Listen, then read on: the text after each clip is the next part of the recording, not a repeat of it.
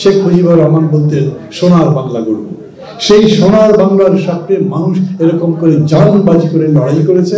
আপনারা জানেন আজ 53 বছর পরে যখন সেই বিজয় দিবস আবার আমাদের সামনে, বক্তব্যের শুরুতেই এটা বিজয়ের মাস।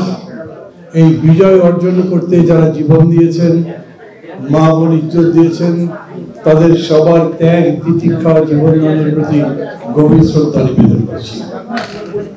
এইখানে আমি দেখতে পাচ্ছি অধিকাংশ বয়স দেখেছেন, অকুতভয়ে বাঙালি যুদ্ধ দেখেছেন, আমাদের মুক্ত যুদ্ধ প্রত্যক্ষ করেছেন।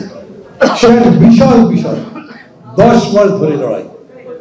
মানুষ মনে করত পাকিস্তান আর্মি এত শক্তিশালী, এত তাদের উন্নত অস্ত্র শস্ত্র, এত তাদের ভালো ট্রেনিং, ওদের সঙ্গে কেউ পারবে না। কিন্তু এই বীর বাঙালি, আমরা স্লোগান তুলেছিলাম বীর বাঙালি অস্ত্র ধরো, বাংলাদেশ স্বাধীন করো। আমাদের নিয়েছিলাম, পাকিস্তানের উপরে হামলা করে অস্ত্র সংগ্রহ করেছিলাম, যুদ্ধ করেছিলাম এবং জিতেছিলাম। আবার আমি সেই শহীদদের প্রতি শ্রদ্ধা জানাচ্ছি। আমাদের সবার চোখের মধ্যে স্বপ্ন ছিল সুজলা সুফলা শস্য শ্যামলা সোনার বাংলা গড়ে তুলব। গোলা ভরা ধান, গোয়াল ভরা গরু, পুকুর ভরা মাছ, একটা সুখী সমৃদ্ধ বাংলাদেশে শেখ মুজিবুর রহমান বলতেন সোনার বাংলা গড়ব। সেই সোনার বাংলার সাথে মানুষ এরকম করে জানবাজি করে লড়াই করেছে। আপনারা জানেন আজ 53 বছর পরে যখন সেই বিজয় দিবস আবার আমাদের সামনে, তখন অনেকেই এরকম প্রশ্ন করে আমরা কি সেই বিজয় অর্জন করতে পেরেছি যে বিজয়ের জন্য আমরা জীবন দিয়েছিলাম? আমরা যে সোনার বাংলা করবার কথা বলেছিলাম সেই সোনার বাংলা করতে পেরেছিলাম? এই প্রশ্নের মধ্যে দাঁড়িয়ে জর্জরিত করেছিল, তাদের অর্থনীতি ধ্বংস করেছিল, ব্যবসা লোপাট করেছিল, তাদের জীবন হারাম করে দিয়েছিল। এইরকম অজস্র কাহিনী আপনারা জানেন। সেই কাহিনী লম্বা করে বলবার সুযোগ নাই। এই যে লড়াই হয়েছিল সবাই জানেন, দেখেছেন কিরকম করে গুলি হচ্ছে। বিমান বাহিনীর প্রধানকে ডেকে বলেছিলেন, সেনাবাহিনীর প্রধানকে ডেকে বলেছিলেন নির্বিচারে গুলি চালাও, যত লাগে গুলি সমস্ত গুলি আমি দেবো, গুলি চালাও, কিন্তু আমি ক্ষমতায় থাকবো, ক্ষমতা ছাড়বো না। বলেন যে দিতে চান না।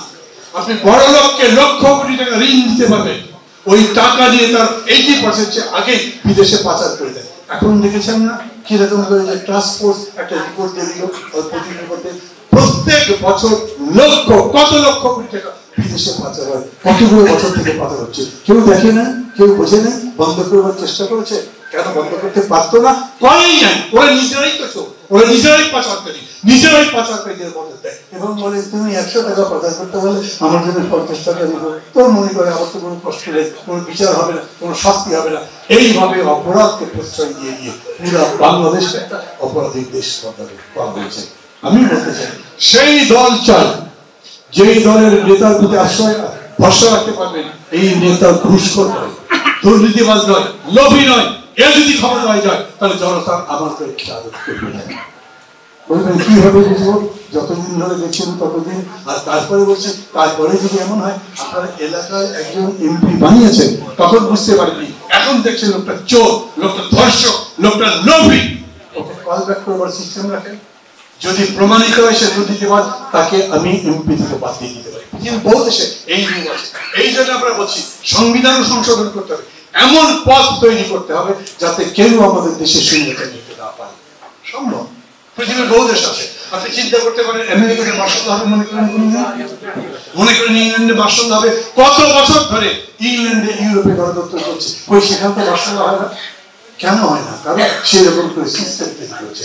আমাদের দেশেও সেরকম করে সিস্টেম তৈরি করা যায় যেখানে কেউ ইচ্ছা করলে স্বেচ্ছাচারী হতে পারবে না।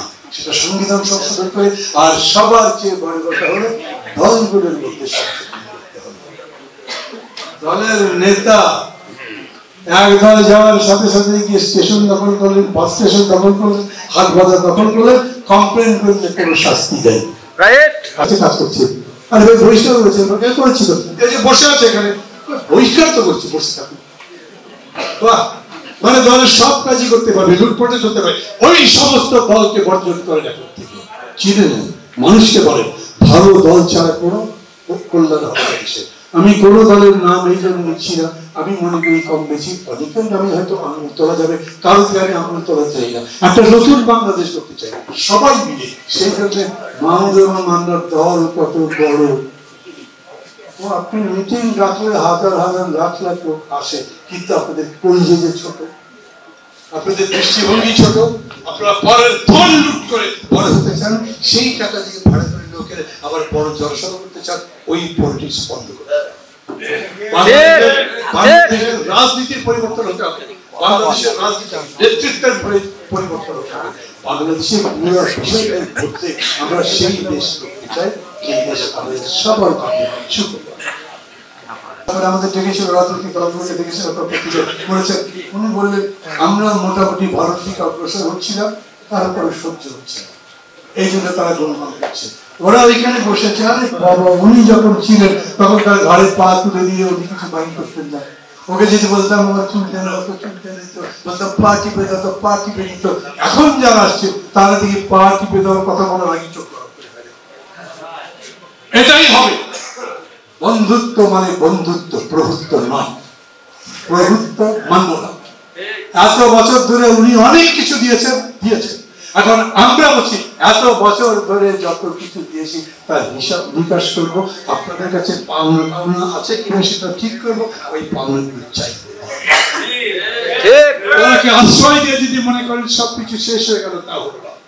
ওনাকে আশ্রয় দিয়ে যদি মনে করেন তাকে আবার দেশের মধ্যে প্রবেশ করাবেন, বিশ্বাস করেন সকালবেলা প্রবেশ করলে আপনি দুপুর হওয়ার আগে তার চিহ্ন পাবেন, মানুষ তার চিহ্ন পাবেন না। ওইখান থেকে কথাবার্তা যতই বড় বড় বলবে, আপনাদের তো ভাবা উচিত আন্তর্জাতিক একটা নিয়ম আছে। আমার দেশ থেকে পালিয়ে গিয়ে জনগণের আক্রোশের মুখে, আক্রমণের মুখে, আন্দোলনের মুখে পালিয়ে গেল, আপনারা ফ্রান্সে আপনি থেকে আশ্রয় দেন কেন? আর আশ্রয় যদি দিলেনি, যদি মনে করেন ওকে বাঁচি দিলে ওটা মারা দিতে পারে, থাক, তাহলে থাক, আপনাদের চুপচাপ থাকুক, কথা না বলুন। কিন্তু উনি প্রতিদিন ফোনে কথা বলে, সেটা আবার অডিও প্রকাশ করে, আর ওটা আবার বলে বিদ্রোহ করো, অমুক জায়গায় যাও, ট্রাম্পের ছবি মিছিল করো। কেন ট্রাম্পের ছবি টুকে মিছিল করলে ওইখানে যদি পুলিশ লাঠির বাড়ি যায়, উনি বলতে পারেন দেখো তোমার মাথায় লাঠি বাড়ি দিয়েছে, ট্রাম্পকে বলতে পারবে। কত বড় ছোট লোক ভাবতে পারেন, কিরকম কিরকম করে চিন্তা করে। এই ধরনের লোককে কূটবুদ্ধি দিয়ে যারা রাজনীতি করে, আমি বলতে চাই তাদের জন্য শেষ। চিনেছে আপনাদেরকে, চিনেছে বলেই আপনাদের বিদায় করেছে। আবার রাজনীতিতে আসতে চান, কি জবাব দেবেন আসার পরে? আপনার পিয়ন যে 400 কোটি টাকার মালিক, কিভাবে বর্ণনা করতে পারবেন? হাতে হাতে বাবা বলছে যে আমার বোন রেহানা লন্ডনে থেকে কত কষ্ট করে বাসে চড়ে, যাদের লন্ডন সম্পর্কে ধারণা আছে, ইউরোপ সম্পর্কে ধারণা আছে, ওখানে মানুষ গাড়ি রেখে বাসে চলে, বাস তাড়াতাড়ি যায়, বাসগুলো কমফোর্টেবল। আজকাল আমাদের যে বিলাসী বাস চালু হয়ে গেল, এইরকম বাস প্রতিদিন রেগুলার রাস্তা দিয়ে চলে। এবং উনি, ওনার বোন, ওনার পরিবার কত টাকার মালিক, কত লক্ষ কোটি টাকা, সেটা এইবারে এই কমিটি যেটা সেটা দেখিয়ে দিয়েছে। এই সব কিছুর বিরুদ্ধে থেকে আমি বলতে চাই ঐক্যবদ্ধ থাকতে হবে আমাদের। কথা এখানে বিশেষ করে বলবো এই জন্যই যে আমি আপনাদের যারা আছেন সাংবাদিক বন্ধুদের কাছে, আমি জানি আপনারা চাকরি করেন, সবই তো ইচ্ছা মতো দিতে পারবেন না, মালিক যারা আছে তাদের সাথে আমাদের কথা হয়, তাদেরকে আমরা একই কথা বলি, জনগণের কাছে বলে যে এখন সত্য আর ন্যায় প্রতিষ্ঠার সময়। কিন্তু সত্য আর ন্যায়ের বিরুদ্ধে ষড়যন্ত্র করবার মানুষ পেলা দেশের মধ্যে এবং দেশের বাইরে, তাদের ব্যাপারে সজাগ থেকে আমাদের ঐক্যবদ্ধ ভাবে লড়াই করতে হবে। আর আমার দলের যারা আছেন তাদের সবাইকে বলি, এটা একটা মহান লড়াই, এটা বলি করে নিজেরা সেইভাবে তৈরি হন, ঐক্যবদ্ধ হন, সংঘবদ্ধ হন, আরো বেশি মানুষের কাছে যান। এই যে আমি আজকে বক্তৃতা করলাম, ভিডিও টিডিও তো করলেন না, দেখলাম অন্য জায়গায় করে, ও ভিডিও করে লোকজনকে করলাম, তাহলে অডিও মানুষকে শোনান। যদি মনে করেন যে বক্তৃতাটা ভালো হয়েছে, শোনান মানুষকে, দেখেন কথার মধ্যে যদি কোনো ভুল থাকে সেই ভুল আবার আমাদের কাছে পাঠান, আমরা সংশোধন করে পরবর্তী বক্তৃতায় সেইগুলো বলবো। মানুষের যাতে কল্যাণ হয়, জনগণের সাথে যত বেশি সম্পর্ক করতে পারবেন ততই আমাদের কল্যাণ হবে। আপনাদের সবার কল্যাণ কামনা করছি। বক্তৃতা এখানে শেষ করছি। খোদা হাফেজ।